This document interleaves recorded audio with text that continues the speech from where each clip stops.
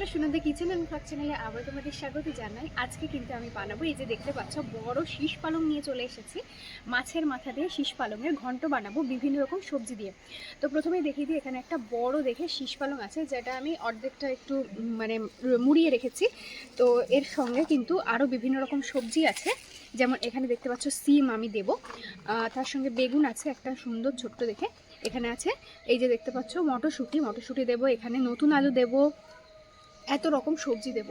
তো শীষ পালং মাছের মাথার জন্য আমি কিন্তু রুই মাছের মাথা নিয়ে নিয়েছি এবং সেটা রান্নাঘরে রাখা আছে। তো বন্ধুরা, এর সাথে কিন্তু আরও একটা চিংড়ি মাছের দুর্দান্ত রেসিপি আমি করে দেখাবো। আজকে আমি বানাবো চিংড়ি মাছের দো পেঁয়াজা, কিন্তু সেটা একেবারে অন্যরকমভাবে, আমার নিজস্ব বানানো এই রেসিপিটা। তো বন্ধুরা, এই রেসিপি দুটো দুর্দান্ত হতে চলেছে, তোমরা কিন্তু একদমই মিস করো না, পুরোটা অবশ্যই দেখতে থাকো। দুটোই কিন্তু খুবই সহজ এবং খেতে টেস্টি হয়। সহজ বলে খেতে ভালো হবে না এমনটা নয়, দারুণ হয় খেতে। তো বন্ধুরা, অবশ্যই কিন্তু পুরো রেসিপিটা তোমরা দেখবে, এবং যে সমস্ত নতুন বন্ধুরা আমার চ্যানেলে আছো, এখনও পর্যন্ত আমার চ্যানেলটা সাবস্ক্রাইব করে নাওনি, তোমরা প্লিজ সাবস্ক্রাইব করে পাশের বেল আইকনটা প্রেস করে রেখো, এবং ভিডিওটি দেখে কোন রেসিপিটা তোমাদের সবথেকে বেশি ভালো লেগেছে সেটা কিন্তু অবশ্যই কমেন্টে লিখে দিতে ভুলো না। তো বন্ধুরা, চলো রান্নাঘরে যাই। প্রথমেই কিন্তু একটা কড়াইতে তেল গরম হতে বসিয়ে দিয়েছি। মাছের মাথাটা ভাজতে হবে, তাই দেখো এখানে মাছের মাথাটা কিন্তু লবণ হলুদ মাখিয়ে রেখেছি। এখন এটা তেলের মধ্যে দিয়ে দেব। দুই পিঠ কিন্তু খুব সুন্দর লাল লাল করে ভেজে নেব।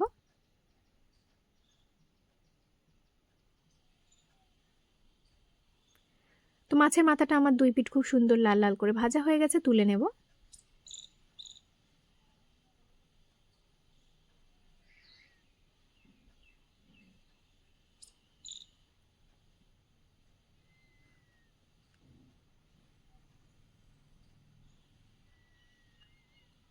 এখানে দেখতে পাচ্ছ আলুগুলো কিন্তু এরকমভাবে কেটে নিয়েছি শীষ পালং এর সবজিটা রান্না করার জন্য। দিয়ে দেব এখন। বেগুনগুলো এরকমভাবে কেটে নিয়েছি, দিয়ে দেব। এই যে পালংয়ের ডাঁটাগুলো কিন্তু এভাবে সরু সরু করে কেটে নিয়েছি। যে মোটা ডাঁটাগুলো সেগুলো কিন্তু মাঝখান থেকে চিড়ে সরু করে নিতে হবে। সব কিন্তু সবজি ভালো করে ধুয়ে রেখেছি। এখানে ছাড়িয়ে রাখা শিমগুলো কিন্তু ভালো করে কেটে ধুয়ে রেখে দিয়েছি, সেটা দিয়ে দিলাম।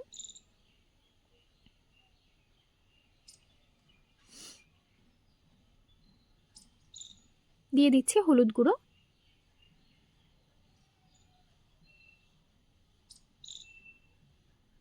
দিয়ে দেব লবণ। সব সবজি খুব সুন্দর করে ভেজে নেব। শীষ পালংয়ের ডাঁটাগুলো শুধুমাত্র এখন দিলাম, পাতা কিন্তু পরে দেব।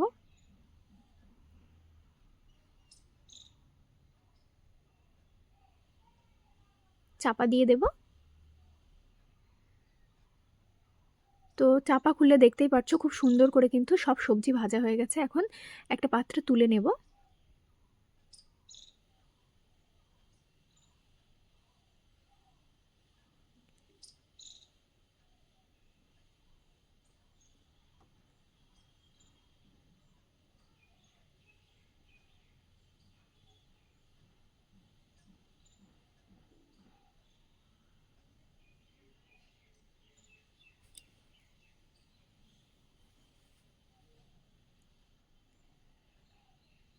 আবারও বেশ খানিকটা তেল দিয়ে দেব।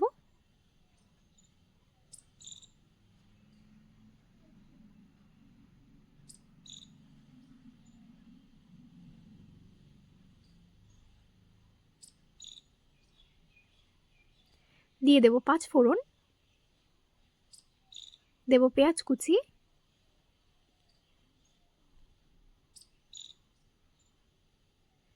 দেব পরিমাণ মতো লবণ, দেব হলুদ গুঁড়ো। তো পেঁয়াজ খুব সুন্দর লাল লাল করে ভেজে নিয়েছি। এখন দেব আদা রসুন বাটা,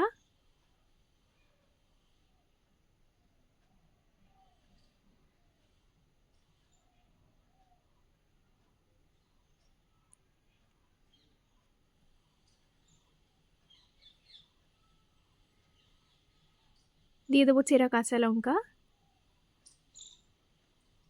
দিয়ে দেব ছাড়িয়ে রাখা মটরশুঁটি, দিয়ে দেব পালং শাকের পাতা, পালং শাক আর কি। খুব ভালো করে কিন্তু নাড়াচাড়া করে চাপা দিয়ে রেখে দেব। পালং শাকটা কিন্তু খুব সুন্দর করে নরম হয়ে যাবে। ভেজে রাখা সবজিগুলো এই সময় দিয়ে দিতে হবে।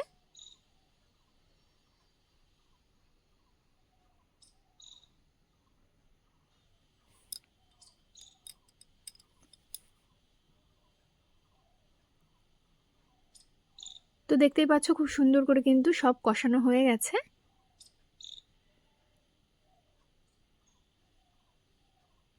দিয়ে দেব পরিমাণ মতো জল, যাতে সব সবজিগুলো খুব সুন্দর করে মানে সেদ্ধ হয়ে যায়।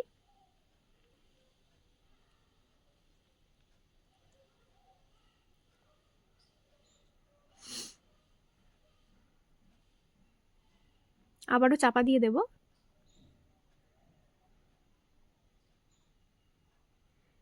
তো এবার দেখে নেব সবজিগুলো ভালো করে সেদ্ধ হয়েছে নাকি।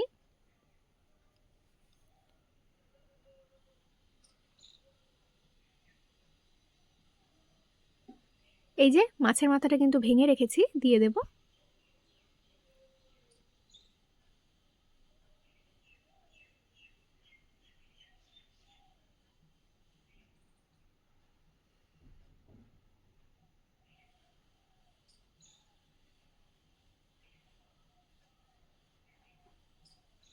তো বন্ধুরা, আমার এই রেসিপিটা কিন্তু হয়ে গেল, নামিয়ে নেব।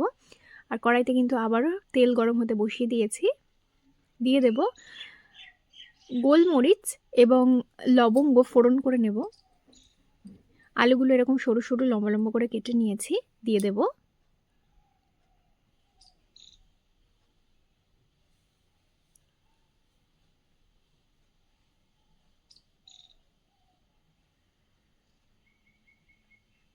চিংড়ি মাছের রেসিপিটা বানানোর জন্য আলু কিন্তু আজকে দিতেই হবে। দিয়ে দেব হলুদ গুঁড়ো,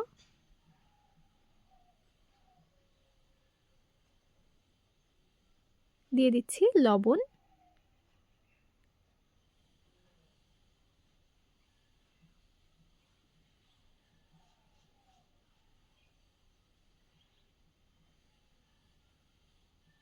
তো খুব সুন্দর করে আলুটা খানিকটা ভাজা হয়ে গেছে। চিংড়ি মাছটা দিয়ে দিচ্ছি।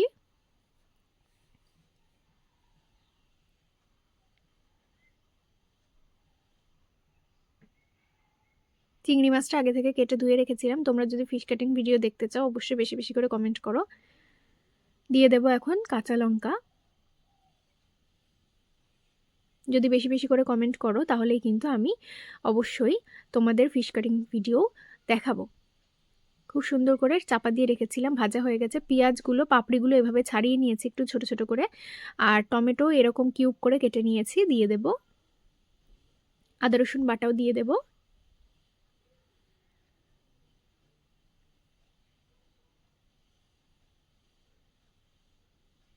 দিয়ে দিচ্ছি লঙ্কা গুঁড়ো।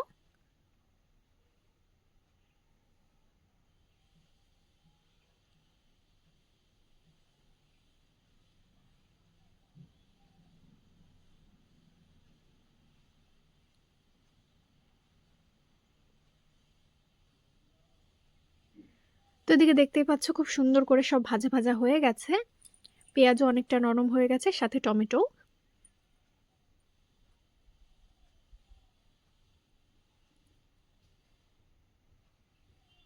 এবার আমি দিয়ে দেব বেশ খানিকটা জল, আলুগুলো যাতে খুব সুন্দর করে সেদ্ধ হয়ে যায়।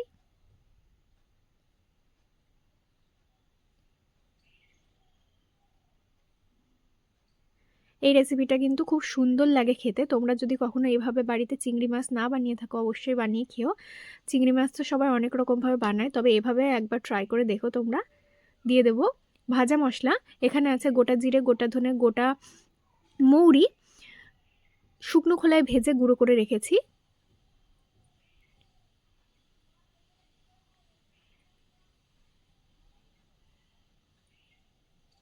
দিয়ে দিচ্ছি গরম মশলা গুঁড়ো।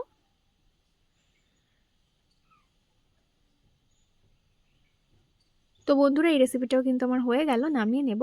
ভালো লাগলে অবশ্যই লাইক কমেন্ট শেয়ার করো। টাটা।